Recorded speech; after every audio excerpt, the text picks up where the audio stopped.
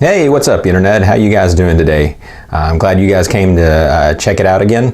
What we're going to do today is I think we're just about a month into the fish room, so I'd like to take you guys downstairs and show you exactly what's going on, see how things have changed, see how things are going. As I'm doing this, I have no plans to try to sell fish that I breed. I'd probably rather just enjoy trading in extra ones that I get eventually to the fish store just to be able to buy more stuff. I just keep on buying more and more tanks, and luckily I'm blessed to have enough room to do that. I think I'm up to 25 tanks that actually have water that are actually going. I only have 4, 5, 6 or so that are completely cycled. I've got another set that are almost cycled. Actually trying sort of an experiment right now where I took all the hydro sponges that I have and I put them all in a 28-gallon container and put a pump in it and started putting ammonia in it. I was going to see if I could at least pre-seed some of the ones that I had in there, so maybe I'd be able to cut off a couple of weeks, at least get them up to the point where they're producing nitrite. Make it a little bit quicker instead of the typical 4 or 5 weeks that it would typically take to fully cycle them. Again, I don't have only be back in a month. I don't have this fully established tank that I can just put sponges into and already get them pre-cycled. It's just I just don't have that capability. So if there's one thing I've learned, it's that I've got to be extremely patient while I'm doing this. All right, so that's about it. Let's go ahead and head down there and take a look and see what we got going on. All right, so let's do a little fish room update and see where we're at after we're about 30 days now. First tank we have here is one of the 20-gallon longs. I've actually got 2 different types of guppies in here that I got both these sets from Michael. They're not going to stay in here together. I'm still waiting for another tank to cycle, another 10-gallon to cycle, so that I can get those split up. And then I've got, 4 or 5 albino bristlenose that will stay in here. What I'm going to end up keeping in here, I'm not 100% sure yet. So that's that tank. Let's move up to the 55. The 55 right now is where we have the Discus and the powder blue rams. You can see in the bottom here, there's still some of the beef heart mix that they're still grazing on.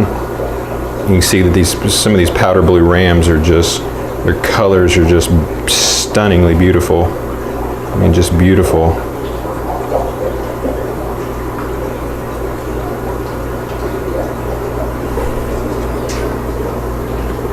Get down here in one of the Discus. That Discus right there is just about doubled in size since I got him, 2 weeks or so ago. Now in here I have, there's 8 discs total, 8 Discus total. I had 10, but I've had 2 of them that have died. I don't know exactly why. Both sets are supposed to be super red white face. The last set that came in had a tremendous amount of more red in them than the previous ones I had. Like you can see this one, he doesn't have anywhere the red that the other one has in them. So I don't know, maybe if they're just from 2 different sets of parents, or I was accidentally sent the wrong ones. I know he has about 6 different types. So at this point, I don't know. That's the challenge of getting them this young, is you don't know exactly what you're getting. I've got the heater controller on the Discus tank because I do not trust heaters. And next to it is the 29-gallon. This has nothing in it. This is actually waiting right now for some black angels that I have coming in from Michael sometime next week. So we'll have an unboxing for that sometime. Let's go down to the 20 long at the bottom here and see what we have here. In here we've got some, 10 or 11 Platies And then also we've got the half blacks that guppies that I got from Michael. As you can see, they're all doing great, fat, ready to give birth anytime.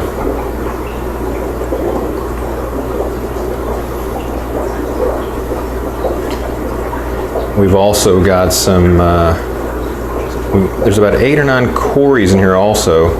I'll have the unboxing for those. I haven't released that yet. It's a Colombian high fin, or Colombian red high fin, I think is exactly what they're called. Get one that's not so blurry. I've turned the air conditioner off in here while I film because it's so noisy, and it's the thermometer in my car was reading 105 today. So at this point I'm about melting already, and I think it's only about 79 in here. Humidity is pretty high though. Okay, let's see what we got up here. We've got a 20-gallon long that is cycling. That one is just days away from being ready. Another 20-gallon long up here that's cycling, that's also days away from being ready. It was one of them that was I started both of these cycling at the exact same time. Okay, let's see what we got here.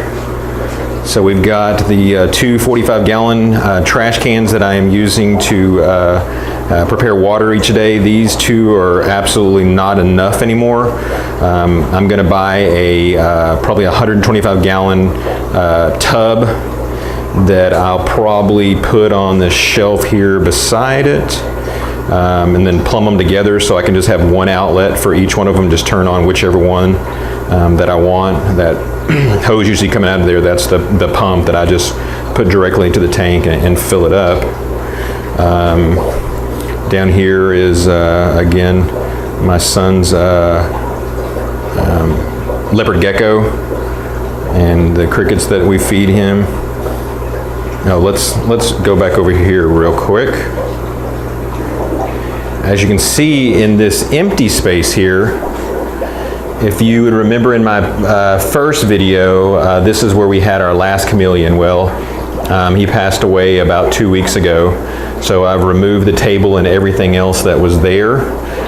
So now I have more space to set up some other racking system, or I don't know what I'm going to do. I may put some big tanks there. I don't know. I still have so much to do, as you'll see on the other side. Let's go here. This is a 40-gallon breeder rack that I built. These two tanks are also cycling. I've got some brand new driftwood in each one of them. This one you can see they're releasing just ridiculous amounts of tannins right now as the water is just dark brown. This is a different kind. This is actually grapevine wood. This is releasing tannins too, but it's causing it to be more green. But this is the kind that just releases that slimy, snotty stuff absolutely all over it that the Plecostomus absolutely love. So these two again are cycling. They've still got quite a long ways to go. This right here is going to be my attempt at building kind of a workbench to work from.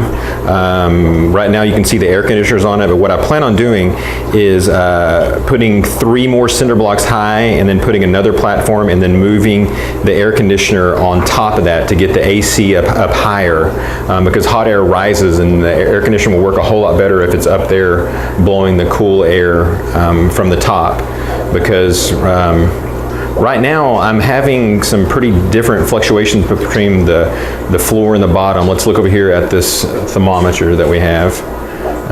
This thermometer is measuring what it is. This thing's about 2 or 3 degrees off. So actually where it is against the wall, it's about 80. Then up at the top, it's about 82 degrees. at the ceiling. So you can see I've got a pretty big discrepancy. Sometimes that thing's 4 degrees discrepancy. It's gotten a little bit better because actually I went up in the attic today and I began to put in more insulation.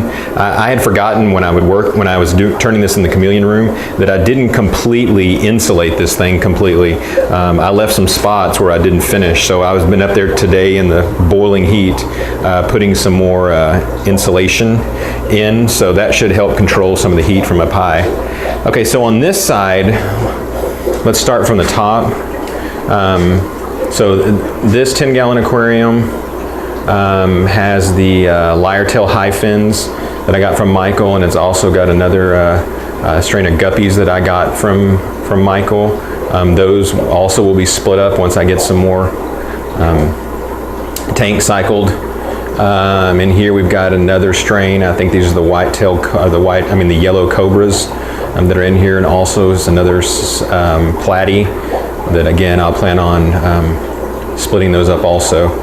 And then the lighting right now I have is completely and utterly temporary. I've got to totally figure out something different. I'll show you guys here just in a second why. I thought I had a good game plan, but it's not working the way I'd planned. So this 10-gallon and this one and this one and this one and then this one and this one and this one and this one and this one.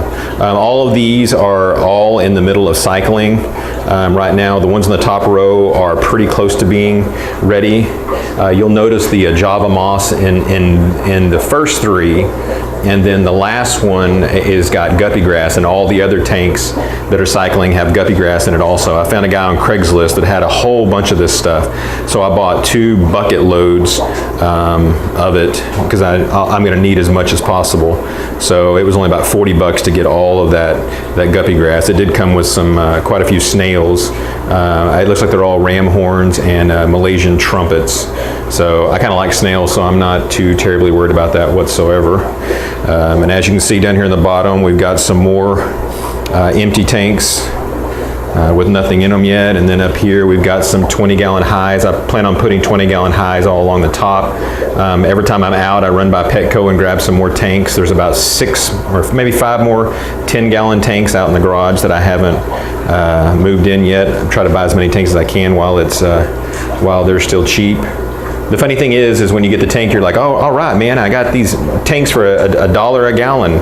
But all the other stuff that you have to do to them, for instance, if you look on the tops, I'm making the polycarbonate tops for all of these things because it's much cheaper than the normal tops, and then I use the command hooks to be able to put a thing on so you can lift them. And then you see in the back, I've got them notched for the air hose, and then another notch is going to be for the siphon drains that I have on them, which is this right here. This is just on the front for temporary. I'm going to make this exact same siphon on all of them. I'll show you the drainage system just here in a second. I don't have it done on this side yet, but I've got it done on this side that's behind me. So, okay, let's talk about lighting. So the lighting that I have, if you look at it, it's some great lighting. It's 6000K, so to me, it's the perfect light, and it's LED. They're about $16 a roll, which I think you get, no, I think it's $12 a roll, and it's about 16 feet. And then I take it, and then if you look, I simply just attach it to the top. But what has happened over the short month period is this. As you can see, the strand where it starts at the plug turns yellow, and every couple of days it keeps getting a little bit longer and a little bit more yellow. The exact same thing down here. So I have 3 strands that have done this exact same thing. Now these are obviously some Chinese LEDs. I contacted the Amazon seller that I buy from, and the guy's been absolutely fantastic. He sent me out 4 more rolls, even though I only bought 3. He sent me out 4 and said these were better, and I said, well, if they're going to do the same thing again, what's the point? He said, no, these are supposedly made better. So he sends the 4 out. When I get the 4 in, they're like 4000K. Which is what I didn't realize until I put them in. Well, they're up here in this one, and I don't know if you can tell from the camera or not, but they're nowhere near as bright. So I contacted again. He told me just to keep these, and he's going to send me 3 more sets out. So try those, and I hope that works out, because man, it makes things so much easier to put these long light strips in here that just light up every single one of the tanks. So that's why I don't have hardly any lights over here, and I've got to get something set up so that this guppy grass and Java moss will begin to grow and expand, so I can begin to move it into other tanks. Okay, so let's look at the let's look at the air first. So we've got the linear pump here, linear piston pump that I got from Jehmco. As you can hear, this thing is just silent. The only thing you hear in here is the bubbling. I've got it hooked up to the manifold, which is I've got the pipe that goes all the way around the entire room, so it makes a perfect loop around the room. This right here coming down, this I don't have to use this anymore, but when I first got it, you have to let off some of the air because you don't want too much pressure to build up in there if you don't have enough tanks. I have enough tanks on it now, so I've got it completely turned off. But basically what it does is it just blows air, that I cut a hole into the wall, and it blows air into the wall to relieve some of the pressure, so I can turn that to adjust it. And then if you see if we can zoom in here, you can see each one of the, I can't remember what the heck they call these things. This is they're basically, they're self-tapping, so you drill a little hole into the 1¼ inch PVC that you see here, and then you chuck this thing onto the end of your drill, and then you put it in there and just barely turn it on slowly, and it'll thread its way into the pipe and self-threads itself so that it won't come out. And each one of those is adjustable.